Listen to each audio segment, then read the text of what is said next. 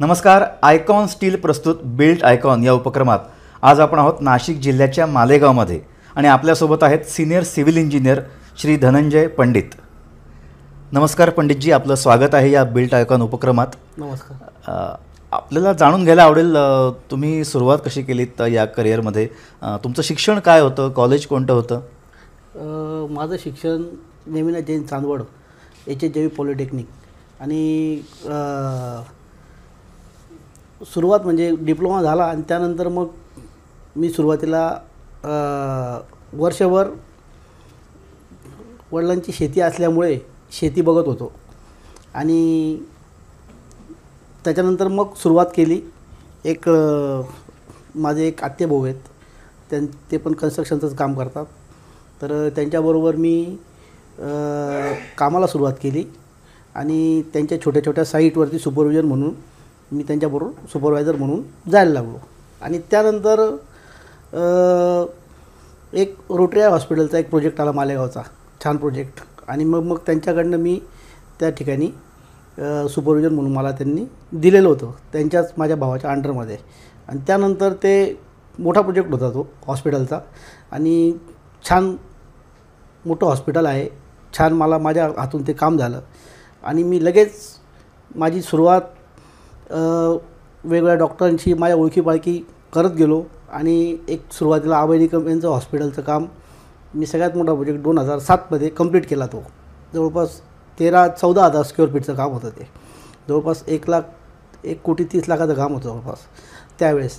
आणि त्यानंतर मग बाकीच्या गोष्टी हळूहळू जसे कामं मिळत गेले, काही होलसेल मेडिकलचे काही कामं केले, त्यानंतर काही बंगलोचे कामं केले, काही माझे रो हाऊसचे कामं चालू आहेत आणि असं एक मनसुरा इंजिनिअरिंग कॉलेज इथे मालेगावमध्ये एक आहे, ते काम पण मी केलेलं आहे.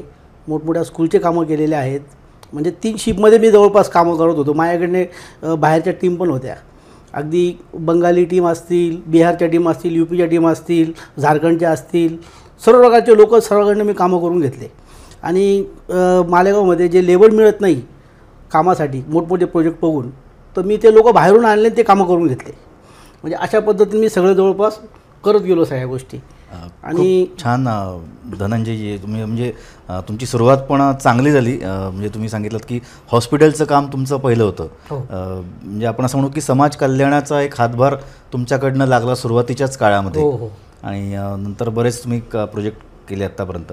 सर, आत्तापर्यंत तुम्ही किती प्रोजेक्ट्स हँडल केले गेल्या 25 वर्षामध्ये? मी छोटे मोठे पकडले तर जवळपास अराउंड 120, 125, 30च्या आसपास केलेले आहेत. भरपूर मोठा आकडा आहे हा, म्हणजे 120, 125.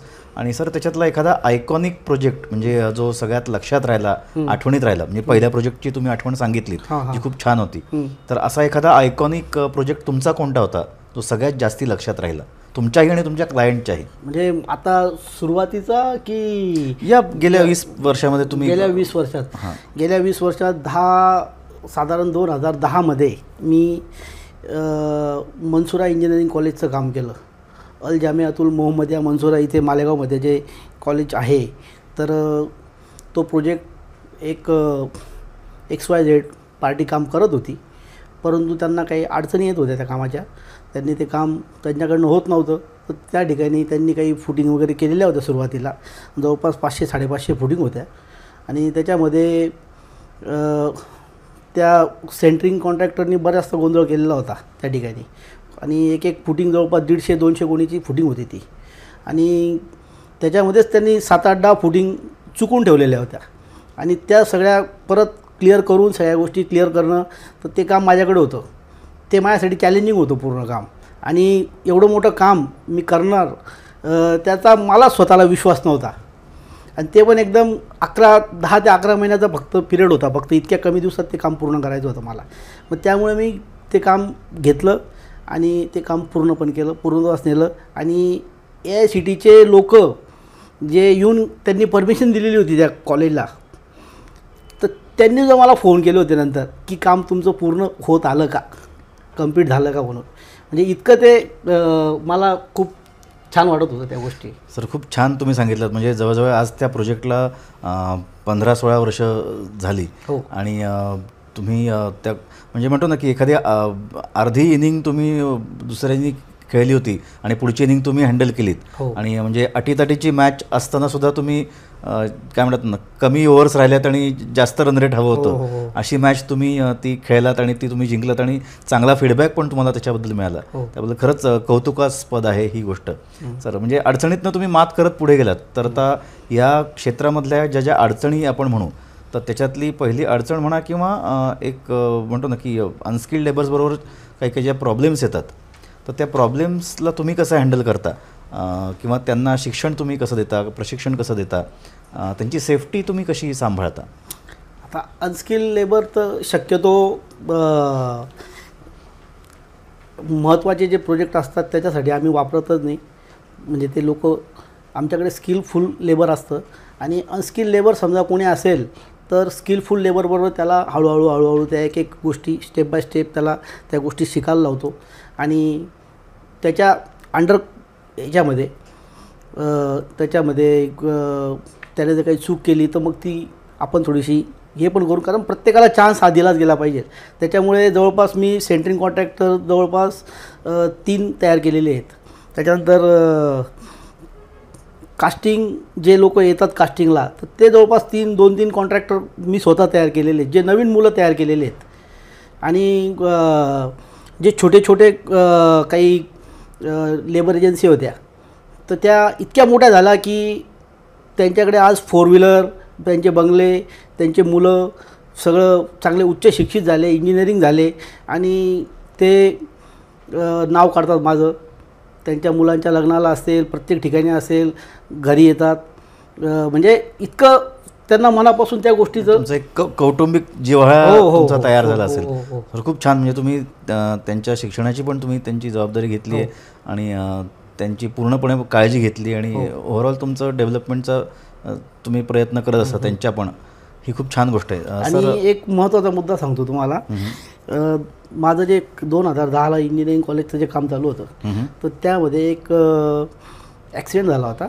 म्हणजे 3ऱ्या फ्लोअरवरून एक माणूस पडला होता खाली. जवळपास 12 फूटच्या हाईट होती त्याला आणि तो वरून खाली पडल्यानंतर तो बंगाली होता. बारीक असल्यामुळे त्याला काही वरून जो पडला तर त्याचा हे वाचलं होतं त्याचं, पण त्याचा हा खुबा हे डिसलोकेट झालं होतं हात वगैरे आणि त्याच्यानंतर मग बरेच प्रॉब्लेम होते, पण तरीसुद्धा तो वाचला होता. तर त्याच पिरियडमध्ये माझं लग्न पण ठरलेलं होतं. मी माझ्या मिसेससाठी जे गोल्ड तयार केलेलं होतं जवळपास 3-3.25 लाख रुपयाचं गोल्ड मी ऑर्डर दिलेली होती. त्याच्यातलं 1-1.25 लाखाचं गोल्ड मी हे केलं, तारण ठेवलं नाही, वजा केलं, घेतलंच नाही त्यांच्याकडनं. आणि तो पैसा जो होता तो त्या लेबरला लावला होता मी. सर हा खूप एक आणि त्याला माझ्याकडे पूर्ण 1-2 महिना ठेवून आणि त्याला व्यवस्थित. आता तो ॲक्च्युली बाहेरचा माणूस होता, माझं काहीच वाकडं केलं नसतं, पण एक माणुसकी आहे ना, त्याने मी त्या गोष्टी सगळ्या बघितल्या आणि त्याचं यंग ब्लड असल्यामुळे 22-23 वय होतं फक्त आणि पूर्ण आयुष्य जायचं होतं. उद्या उठून त्याला जर काही प्रॉब्लेम झाले असते नंतर तर त्या सगळ्या गोष्टी मला त्याची हाय लागली असती. त्याच्यामुळे मी त्या गोष्टी विशेष करून म्हटलं आपण पैसा कधी कमवू, कधी बाकीच्या गोष्टी आपल्याला सोनं कधी घेता येईल तो नंतरचा पार्ट आहे, पण त्याला त्या गोष्टी त्याचं काम आधी केलं पाहिजे पूर्ण. सर खूप छान तुम्ही आठवण सांगितलीत. म्हणजे म्हणतो ना की जसं कोंढाणा जिंकायच्या वेळेस सुभेदार तानाजी मालुसरे म्हणले होते की आधी लगीन कोंढाण्याचं आणि मग माझ्या रायबाचं. तर त्याच धर्तीवर म्हणजे तुम्ही तुमचा जो आनंदी सोहळा होता तुमच्या आयुष्यात, तुम्ही म्हणजे तुमचं लग्न होतं, तुमच्या बायकोचे जे दागिने होते तर त्याचा अर्धा खर्च तुम्ही तिकडे वापरलात. सर आजकालच्या जगात म्हणजे ही एक म्हणतो ना की उत्कृष्ट देशसेवा आणि प्रेम आहे आपल्या नागरिकांबद्दल, आपल्या कामगारांबद्दल. खूप छान उदाहरण तुम्ही दाखवताय समाजासमोर, याबद्दल खरंच तुमचं कौतुक आहे. सर नाण्याची जी दुसरी बाजू असते म्हणजे तुम्ही कामगारांची एवढी काळजी घेता, त्याचप्रमाणे तुम्ही कस्टमर्सच्या म्हणजे त्यांच्या सॅटिस्फॅक्शनसाठी तुम्ही जी काळजी घेता किंवा जे गोष्टी असतात ती म्हणजे साहित्याचं बांधकामाचं साहित्य. तर ते साहित्य निवडताना तुमचे निकष काय असतात? म्हणजे क्लायंटसाठी की नाही, मटेरियल जे तुम्ही निवडता साईटसाठी तर त्याचे निकष कसे असतात, म्हणजे त्याची तुम्ही काळजी कशी घेता किंवा काय क्वालिटीचं पाहिजे? अच्छा, आता स्टीलच्या बाबतीमध्ये म्हणायचं म्हटलं तर ब्रँडेड कंपन्या सगळ्या आता जवळपास आहेत. आणि RCC कन्सल्टंट आम्हाला ज्या ग्रेडची स्टील सांगतो त्या पद्धतीने आम्ही ते स्टील विकत घेण्याचा प्रयत्न करतो. आणि मग त्याच्यामध्ये एक सुरुवातीला एक जालन्याचं रिसायकलिंग प्रोडक्ट होतं कुठलं तरी, आता मी नाव नाही घेत, पण त्याच्यामध्ये मला प्रॉब्लेम आलेला होता. त्याचं कार्बनचं प्रमाण जास्त होतं का काय ते स्टील त्याचा म्हणजे त्याच्यात कडकपणा जास्त होता. तर ते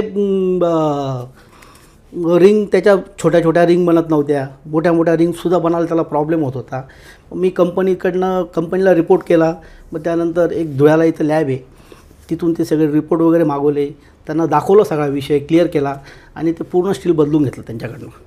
असा एक इन्सिडन्स झालेला होता. आणि बाकी इतर साहित्य तर मग सिमेंट असेल, वीट असेल, रेती असेल, ह्या गोष्टी तर सर्वांनाच माहिती आहे जो बांधकाम क्षेत्रातला आहे. आणि इवन म्हणजे जो ओनर असतो त्याला पण सर्व गोष्टी समजत असतात. शेवटी क्वालिटी प्रॉडक्ट लगेच डोळ्यावरती म्हणजे बघितल्यानंतर लगेच दिसतं ते. खूप छान धनंजयजी, तुम्ही इन डिटेल सांगितलं याबद्दल. सर, आत्तापर्यंत तुम्ही जवळजवळ 120-125 प्रोजेक्ट हँडल केले. हो. खूप प्रामाणिकपणे, कष्टाने आणि सगळ्यांचा विचार करून, म्हणजे तुमच्या कामगारांचाही आणि तुमच्या क्लायंटचाही. हो. तर याच्यामध्ये तुम्ही आयकॉन स्टीलचा वापर आत्तापर्यंत कुठल्या प्रोजेक्टवर केलेला आहे? सर, आयकॉनिक स्टीलचा वापर मी अजूनपर्यंत केलेला नाही आहे. बरं. किंवा त्याचा सर्वे तुम्ही कधी केला आहे? हो, सर्वे केला आहे मार्केटमध्ये. पण माझ्या मते मला एक 3-4 वर्षापासून आयकॉनिक स्टीलच्या बाबतीत माहिती झाली. 4-5 वर्ष झाली असतील बहुतेक. आणि नेमकं करोना वगैरे तो पिरियड होता. आणि त्याच्यानंतर मग माझे बाकीचे पोलाद असेल, इतर कंपनीचे माझे स्टील मी वापरत होतो. राजुरी असेल,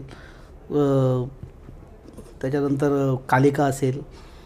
पण आयकॉनिक स्टीलच्या बाबतीमध्ये आता माझा एक मोठा प्रोजेक्ट येतो आहे, तर मला आयकॉनिकबद्दल सजेस्ट करायला आवडणार आहे आता. बरं. सर, आता तुम्ही एवढ्या वर्षांचा अनुभव घेऊन तुम्ही या क्षेत्रामध्ये आहात, तर तुमचा एखादा व्हिजनरी प्रोजेक्ट कोणता असेल की पुढच्या 10-15 वर्षामध्ये तुम्हाला तो प्रोजेक्ट करावासा वाटेल, किंवा या गावाच्या, शहराच्या, जिल्ह्याच्या डेव्हलपमेंटमध्ये तुमचा हातभार असावा, असा कुठला एक आयकॉनिक आणि व्हिजनरी प्रोजेक्ट तुमच्या दृष्टीने असेल? माझ्या दृष्टिकोनातून असं आहे, मालेगावला आमच्याकडे एक स्टेडियम नाही आहे. आमच्या मालेगाव ते स्टेडियमचं गव्हर्नमेंटचा प्रोजेक्ट जर समजा भविष्यामध्ये आला तर असं चॅलेंजिंग काम करायला मला आवडेल. आणि त्या हिशोबाने मी माझं बाकीच्या गोष्टी पण हे करून ठेवलेल्या आहेत. खूप छान. सर, हा म्हणजे खूप कमी लोक विचार करतात की कुठल्या तरी खेळाच्या क्षेत्रामध्ये कुणीतरी काम करावं. आत्तापर्यंत बाकीच्यांचे काही ड्रेनेजचे विचार होते किंवा इन्फ्रास्ट्रक्चर यावं हा विचार होता, पण स्पोर्ट्सबद्दल हा पहिला मुद्दा आज आम्ही ऐकला. खूप छान. सर, प्रशासनाची त्याच्यात काय मदत तुम्हाला अपेक्षित आहे? किंवा स्पोर्ट्स हा एक भाग झाला, पण ओव्हरऑल डेव्हलपमेंटसाठी प्रशासन पण तेवढंच सक्रिय सहभागी असतं या सिव्हिल लाईनमध्ये. हो. तर त्यांच्यासाठी तुमचा एक सल्ला काय असेल? कसं आहे, आपला मालेगाव तालुका जो आहे, तर तसं खूप काही या ठिकाणी शहरीकरण तसं झालेलं नाही आहे. बऱ्याचशा गोष्टी काही आपले इथले स्थानिक जे मुलं आहेत तर त्यांना पण या सर्व गोष्टींचा आनंद घेता यावा.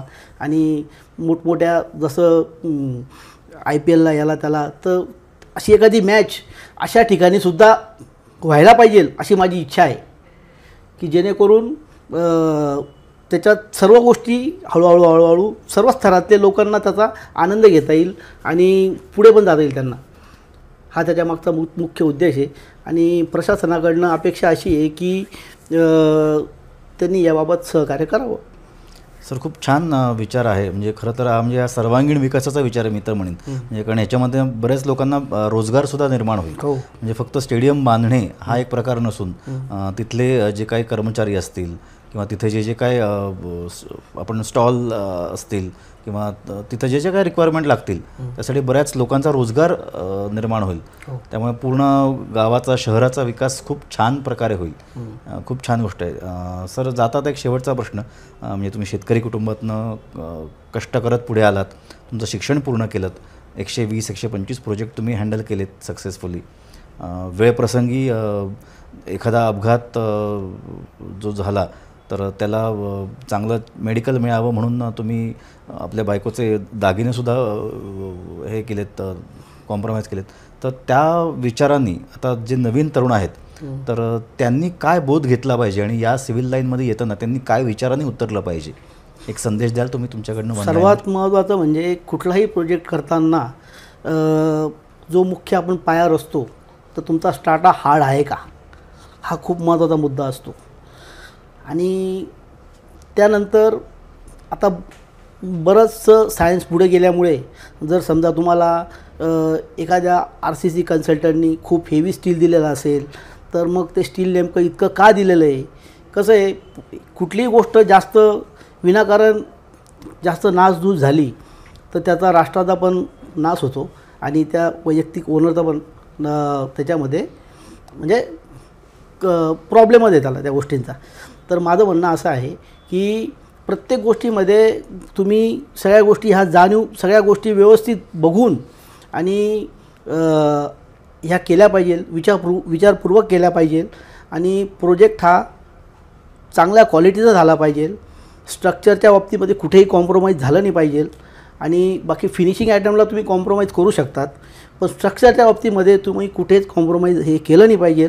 आणि सर्वात महत्त्वाचं म्हणजे तुम्ही थोडंसं सिमेंट कमी टाकलं तरी चालेल, पण त्याचं क्युरिंग हे खूप महत्त्वाचं आहे. क्युरिंग हे झालंच पाहिजे, कारण क्युरिंग जर नसलं तुम्ही किती सिमेंट टाका, किती काय, क्युरिंग जर नसलं तर काही उपयोग होत नाही. केमिकल रिॲक्शन त्याची बंद होऊन जाईल आणि तुम्हाला त्याचा रिझल्ट सगळा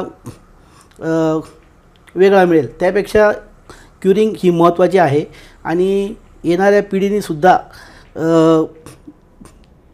जे पण कामं घेतील त्यांनी विचारपूर्वक आणि ज्या गोष्टींची माहिती नसेल तर न लाजत आपल्या सिनियरांना विचारून आणि हळूहळू त्या गोष्टीमध्ये पुढे जायला पाहिजे. धनंजयजी, खूप छान तुम्ही विचार दिलात या क्षेत्रात येणाऱ्या नवीन तरुण इंजिनियरसाठी आणि तुम्ही खूप छान विकास करत आहात, करत आलेला आहात आणि करत राहाल अशा शुभेच्छा आहेत. तुमचं जे स्टेडियमचं स्वप्न आहे ते नक्कीच पूर्ण होईल अशा शुभेच्छा आम्ही या बिल्ड आयकॉन उपक्रमातून तुम्हाला देतो. आयकॉन स्टीलतर्फे तुम्हाला आयकॉनिक शुभेच्छा. अनेक धन्यवाद. आज आपण इथं आलात.